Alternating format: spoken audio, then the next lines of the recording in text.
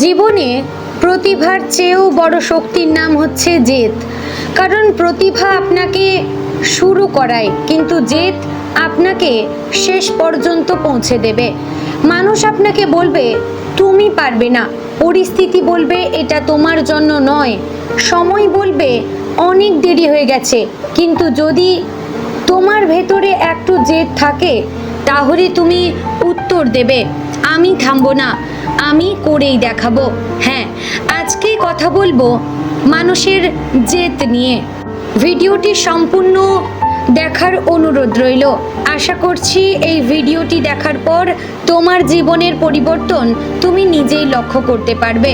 এবং ভিডিওটি ভালো লাগলে অবশ্যই লাইক করবে, চ্যানেলে নতুন হলে সাবস্ক্রাইব করে পাশে থাকবে এবং অবশ্যই কমেন্ট বক্সে ভিডিওটি কোথা থেকে দেখছো অবশ্যই লিখে জানাবে।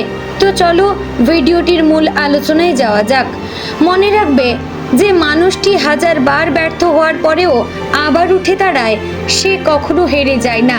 হেরে যায় সেই মানুষ যে একবার ব্যর্থ হয়ে নিজের স্বপ্নকে কবর দিয়ে দেয়। জেদ মানে অহংকার নয়, জেদ মানে নিজের স্বপ্নকে বাঁচিয়ে রাখার সাহস। জেদ মানে অন্ধকার রাতেও বিশ্বাস করা যে একদিন সূর্য উঠবেই। জেদ মানে কাঁদতে কাঁদতেও সামনে এগিয়ে যাওয়া, বারবার ভেঙে পড়ার পরেও উঠে দাঁড়ানো। যেদিন তোমার জেদ শেষ হয়ে যাবে, সেদিন তোমার স্বপ্নগুলো ধীরে ধীরে মরে যেতে শুরু করবে। আর যেদিন তুমি নিজের স্বপ্নের জন্য লড়াই করা বন্ধ করে দেবে, সেদিনই প্রকৃত অর্থে তোমার জীবন থেমে যাবে। তাই মানুষের কথাই নয়, নিজের লক্ষ্যে বিশ্বাস রাখো। পৃথিবী সবসময় সফল মানুষকেই মনে রাখে। কেউ জানে না তুমি কত রাত না ঘুমিয়ে কাটিয়েছ, কত কষ্ট সহ্য করেছ, কিন্তু একদিন যখন তুমি সফল হবে, তখন সেই মানুষগুলো তোমার উদাহরণ দেবে। আজ কষ্ট হচ্ছে, হতে দাও। আজ কেউ বিশ্বাস করছে না, তাহলেও সমস্যা নেই। আজ তুমি একা, তাতেও ভয় পাওয়ার দরকার নেই। শুধু নিজের ভেতরের আগুনটা নিভতে দেবে না। জেদ করো, কিন্তু নিজের স্বপ্ন পূরণের জন্য। জেদ করো নিজের বাবা মায়ের মুখে হাসি ফোটানোর জন্য। জেদ করো নিজেকে প্রমাণ করার জন্য। মনে রাখবে, জেদই সেই আগুন যা অসম্ভবকে সম্ভব করে।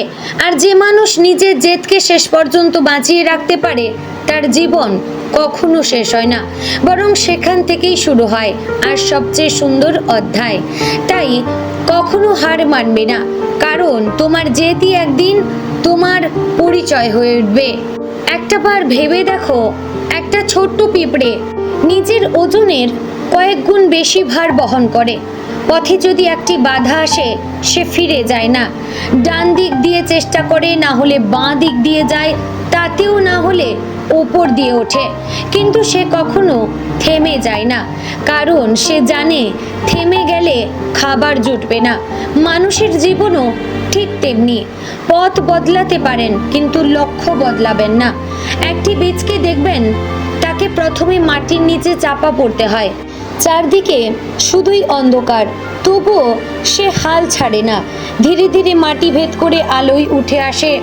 যদি সেই বীজটি ভাবতো আমি তো মাটির নিচেই আটকে আছি, তাহলে কোনোদিন বিশাল গাছ হয়ে শত মানুষকে ছায়া দিতে পারবো না। আপনার আজকের কষ্টও হয়তো সেই মাটির নিচে চাপা পড়ে থাকার মতো। ধৈর্য আর জেদ থাকলে একদিন আপনিও মাথা উঁচু করে দাঁড়াবেন। যে নদী সমুদ্রে পৌঁছায়, সে কখনো সোজা পথে যায় না। পাথর আসে, পাহাড় আসে, বাঁক আসে, কিন্তু নদী থামে না। সে নিজের পথ নিজেই তৈরি করে। সফল মানুষও ঠিক তেমনি। তারা অজুহাত খোঁজে না, তারা পথ খুঁজে নেয়। একজন ছাত্র প্রথম পরীক্ষায় ফেল করতেই পারে, একজন ব্যবসায়ী প্রথম ব্যবসায় ক্ষতি খেতেই পারে, একজন খেলোয়াড় প্রথম প্রতিযোগিতায় হেরে যেতে পারে, কিন্তু যদি তারা সেদিনই সব হাল ছেড়ে দিত তাহলে পৃথিবী কোনোদিন তাদের চিনত না। প্রতিটি বড় সাফল্যের পেছনে অসংখ্য ব্যর্থতা লুকিয়ে থাকে। মনে রাখবেন, লোহা আগুনে পুড়েই শক্ত হয়, সোনা আগুনে গলেই খাঁটি হয়।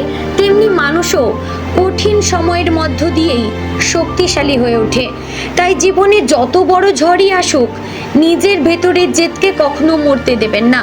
আজ হয়তো আপনার পকেটে টাকা নেই, পাশে কেউ নেই, আপনার স্বপ্নকে বিশ্বাস করার মতো মানুষও নেই, কিন্তু যদি নিজের ওপর বিশ্বাস থাকে এবং প্রতিদিন একটু একটু করে এগিয়ে যাওয়ার জেদ থাকে, তাহলে একদিন আপনি সেই মানুষ হবেন যার গল্প শুনে অন্যরা নতুন করে বাঁচার সাহস পাবে। মনে রাখবে, ভাগ্য অপেক্ষা করে না, সুযোগ নিজে থেকে আসে না। জেদ, পরিশ্রম আর ধৈর্য, এই তিনটি জিনিস একসঙ্গে থাকলে সাধারণ মানুষও একসময় অসাধারণ হয়ে উঠতে পারে। তাই আজ নিজের মনকে একটি কথা বলো, আমি থামবো না। যত কষ্ট আসুক নদীর মতো বয়ে যাব, যত বাধা আসুক আমি আমার লক্ষ্য অর্জন করেই তারপরে থামবো, কারণ আমার জেদই আমার সবচেয়ে বড় শক্তি। আশা করছি ভিডিওটি তোমাদের খুবই ভালো লাগলো। এরকম আরও মোটিভেশন ভিডিও পেতে হলে অবশ্যই আমার চ্যানেলটিকে সাবস্ক্রাইব করে পাশে থাকবে।